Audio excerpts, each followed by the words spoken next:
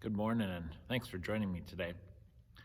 I'm sitting here in our sanctuary, and it's empty. And I'm reminded of a lesson that I learned early on as a kid. And that is when that red light comes on in your car, warning you that you're running out of gas, don't test it. Don't see how far you can go further, because it's eventually going to dry up and you might get stuck.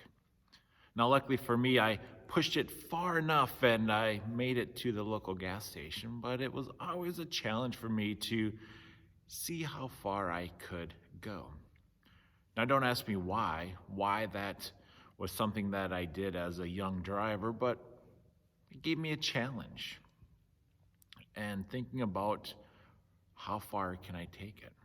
I think about today and think about our lives.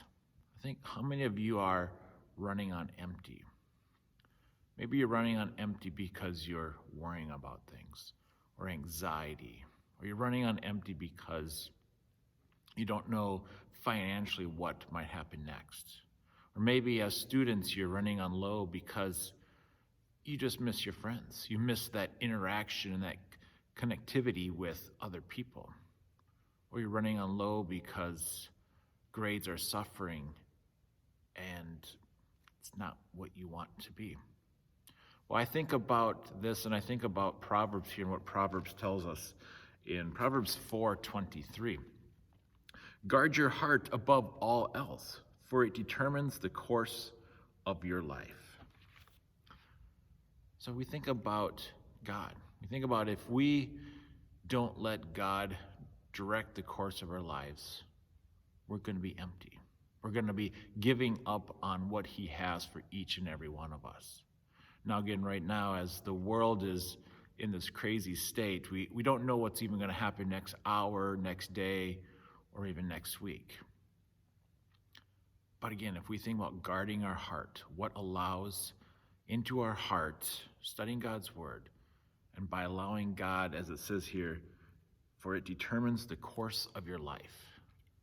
Let God steer and direct your life. Let him be the one that fuels your life. Let him be the one that fills up those voids with things that he wants you to be doing or using your gifts and talents for a greater purpose. So even though we might want to live on the edge a little bit,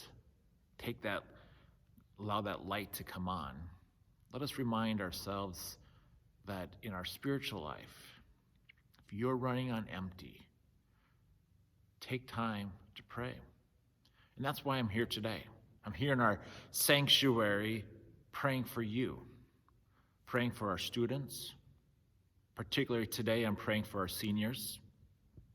I'm praying for those who are sick and hospitalized. And I'm praying for the nation.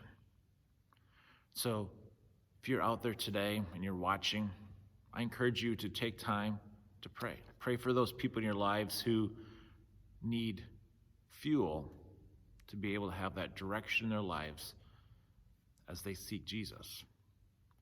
So I pray that you join me today. I pray that if you are running on empty, that you reach out to him and allow him to fill you with his spirit, to fill him with your word, so that you can be used the way he wants you to be used. Have a great week, guys.